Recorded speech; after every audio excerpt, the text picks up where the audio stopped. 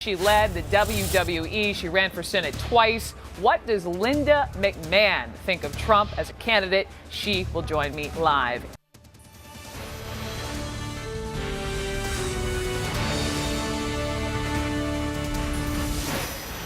Welcome back. You're watching CNN. I'm Brooke Baldwin. Donald Trump telling CNN today he heard the advice about being more presidential, thought about it, and said, nah, the fighter spirit. Little surprise for a man who has a long history with WWE and Vince McMahon's wrestling empire.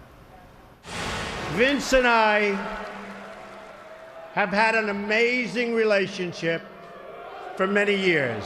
Hey, look at this! Donald Trump! Donald Trump! Donald Trump taking down Mr. McMahon! Oh, my God!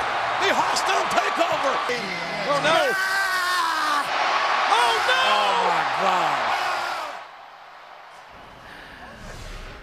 Joining me now, Vince's wife, Linda McMahon, former WWE CEO, Republican former Senate candidate, also CEO of Women's Leadership Live, a new startup promoting women in leadership, supporting one another. We'll talk about all of that. Linda, a pleasure to meet you. Thank you so much for swinging by CNN. Before we get to Donald Trump, I have to ask you just about the breaking news, how this 4 o'clock Eastern announcement, Ted Cruz will say, Carly Fiorina is my pick for my running mate. Thoughts on that? Well, I've met Carly. I've talked to her several times, met her several times, as a matter of fact. I think she's a very capable and able candidate. I thought she acquitted herself incredibly well in the debates, and she's a smart lady. Good pick. Have you decided which way you're going?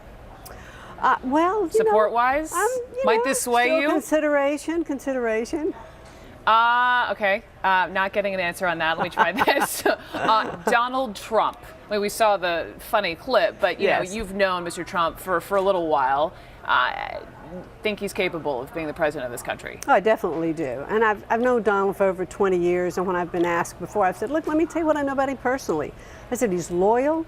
I said he absolutely is a good businessman. He hires smart people around him. He is very patriotic. He's a good man and very accomplished, and I think he would make a very good president. You know, looking at the exit polls last night and how incredibly he did in all 5 of those states, he was very strong with women. This is Republican women. But when he made that comment last night, quote, if Hillary Clinton were a man, I don't think she'd get 5% of the vote. I mean, you are a woman's woman, having started this incredible organization. When you heard him say that, and now all these women are reacting today, holding up their woman card. I mean, you laugh at it, but does that frustrate you as a woman? Well, he was speaking, I think, exactly more about Hillary than he was about women in general. He clearly hires many women in his company. His daughter runs one of his companies. I think he has a great respect for women, and I've always found that with Donald anytime I've ever been around him. Do you agree with him on his thoughts on Hillary Clinton?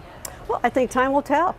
I think Hillary does play a woman card, but you know what? I think the people of this country... Wait, what does that mean if Hillary plays the woman card in your opinion? Well, she talks really more about women, that she's for things especially, and because she's a woman, she understands them better. I think there are a lot of men who champion women's rights as well. Is that a bad thing that she does that? No. No, I think it's a good thing. You keep raising the issues. Everybody should talk about them, but I think the issues for women are really no different than they are for everybody. In fact, in Connecticut, the issues for women are about jobs and the economy and security for their home and their family. And I think that's what all women are looking for. You watched Donald Trump's speech, foreign policy. You know, clearly there were prepared remarks. He had a teleprompter. What did you make overall of his message? I think I took away a couple of things from his speech today. And one is that he wants to make order out of chaos. He definitely wants to have a plan for our foreign policy.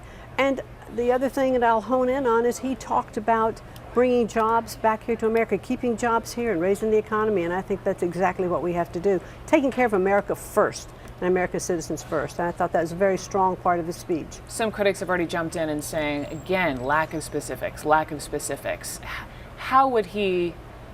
What specifics would you like spelled out from Donald Trump, and why do you think he hasn't done that yet? Well, I think Donald has been as specific as many of the other candidates are. They lay out very broad plans, and how you put the pieces together, I think, become more apparent as the campaign moves on. In comparison to Hillary Clinton, who's been Secretary of State, she's been quite specific in some ways. It's fine with you that you know, I've heard you say he's obviously capable of being commander-in-chief, that he could hire advisors. That's how you feel confident? I think he'll hire very smart people around him. I thought he laid out a very good plan today. Okay. And I do think that America does need to be strong. Okay.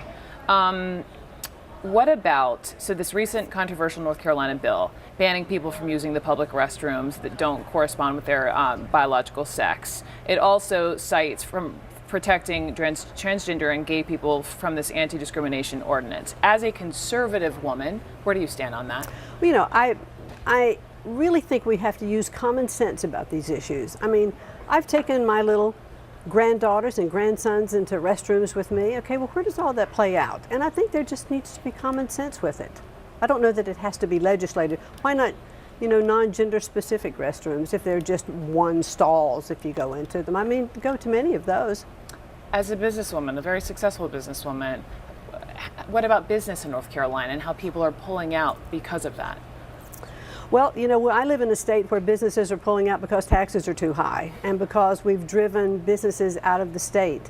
So what I would like to see are business-friendly environments so that our economy can grow and we can put people back to work.